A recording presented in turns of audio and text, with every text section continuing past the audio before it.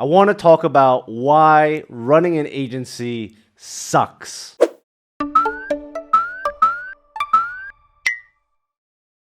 Hello, I'm Joon, and I'm a struggling entrepreneur and agency owner like many others out there, and maybe you watching this video. Thank you very much. And I want to talk about why running an agency sucks. Now, don't get me wrong. I love what I do. I'm very thankful and fortunate for being able to live where I live and grow as I've grown. But there are things about running an agency that are very difficult, very challenging, and have had me thinking about closing everything down and going back to my 9-to-5. So while I'm living on a sunny island in Thailand, I'm managing multiple fully remote businesses with over 30 employees now. It's not all rainbows and unicorns. So number one, no, that's two. Number one, the long hours. So I moved from a 9-to-5. So I worked at an agency, someone else's agency, before starting my own. And it's a very different game from working 9-to-5 at a different business, office, or agency to running your own business or agency. You go from 9-to-5 to 9-to-9. And I'm not talking 12 hours. I'm talking about 24 hours. So that was a very big difficulty for me, something I did not expect. Because when you're working at another business or office, it's always like, oh, well, I can do this. It's not that difficult. What is the CEO doing? He's just sitting there going out playing golf. Well, that's definitely not the case. It's a lot more difficult, and it's just constantly on your mind, and it's a constant struggle. Because when you work a 9-to-5, you are getting a salary, a guaranteed salary, and you have that safety net knowing that on the first or whenever the day is, you're getting a certain amount of money into your bank account. When you run your own business, that's just not the case. If you don't close clients and you don't perform and you don't retain those clients, you're gonna have a hard time. Number two was the nightmare clients.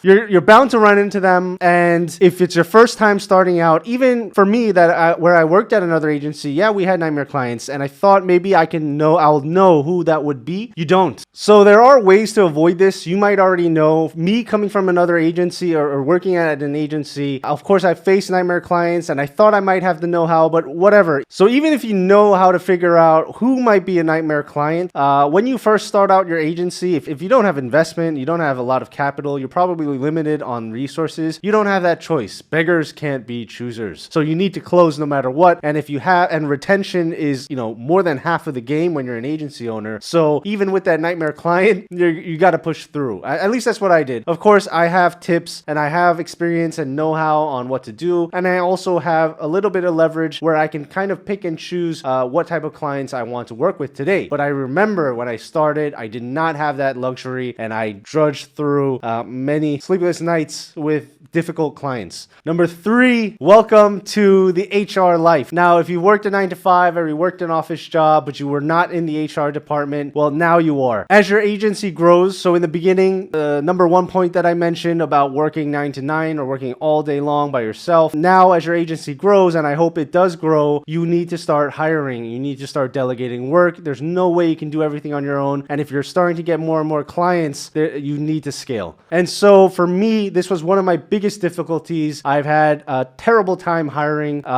It's why I worked so long. I worked so many hours, and I've even had health problems due to that, but I don't want to go into a sob story. What am I talking about? But anyway, it was a very difficult time. It still is a difficult time. Even though I have a team of 30, it's still difficult finding the right people for our company. And for me, I never worked in HR. I never hired people. The only time I saw a CV was when I wrote my own.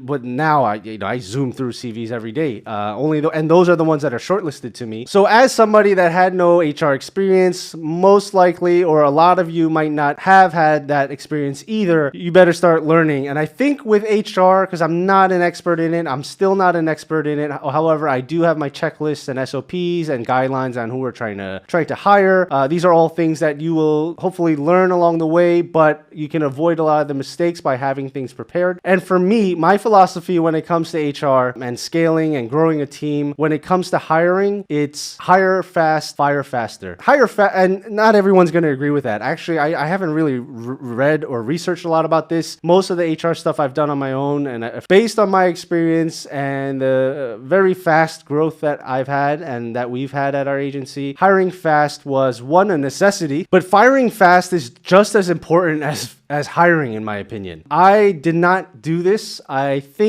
believe I have too much EQ, emotional intelligence. Ew, intelligence sounds weird. But it was difficult for me to be strictly business. I put too much personal investment into every connection and every relationship with our team. And so I let the wrong people stay for too long. I gave bonuses all the time. I gave raises, with a click of a button. And that was really, really bad. I realized HR is not something I'm good at. And so one of the first things I did as we grew and I learned from other bigger agency owners was to put somebody in that position so that I do not screw up my business. So that has been a big help. That's probably not going to be available to you from the start to hire someone for HR. But I hope what I'm saying, you don't have to go through as many of the difficulties I have had and I still have today when it comes to HR. Number 4, this one is a big one for me because I put in so many long, hard hours and I still do. The fact is that at an agency, you are a service provider and you're providing services for your clients, and all of that hard work that you and your team do, that ends up with the client. So God forbid they terminate the contract, or regardless, the contract will eventually end. All that work is gone. Now, of course, you get, and one of the most important things is to get testimonials, to get that logo on your site if they allow you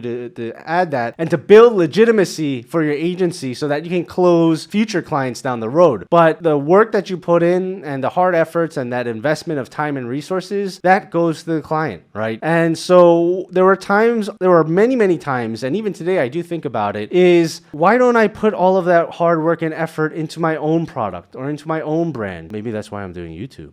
But anyway, those are some of the things that I thought about and some of the things that made me a little sad while I was working on a lot of client projects. So those are 4 reasons. Those are the 4 biggest reasons for me on the difficulties that I faced as an agency owner and living that agency life, whatever that even means. But that being said, would I take it back? Would I change anything? Did I close my agency? No. I love what I do. I love building brands. I love helping clients, and I love to see the performance of the hard work and dedication that me, my team, and all of us have put in for our clients. And part of the fun for me is really performing so that we can build out case studies and things like that to help build up our legitimacy, our brand trust, and close future clients. So am I there yet? No, I'm not. I'm still trying to grow my agency. And that is what I'm doing today. So a lot of the focus internally, so not the client side, but internally, is to build out all of these case studies and have a whole library of them and continue to build our agency's legitimacy. And that's going to be a big part for you. That's a big part for any agency owner or any agency business from the start. Because the number one question you're going to get on all of those sales calls or sales emails is send us your case studies. So I hope this helped you if you're thinking about opening an agency and you have some doubts. For me, at the end, even with the difficulties that I faced and all the difficult nights that I've had, I would not change anything. I still love running an agency. So I guess the title was a little clickbaity, but it does suck sometimes. I gotta be honest. It does. Let's be real. It does suck sometimes. But there are ways to avoid a lot of the problems that I initially faced. However, I think at the core, these 4 issues do come up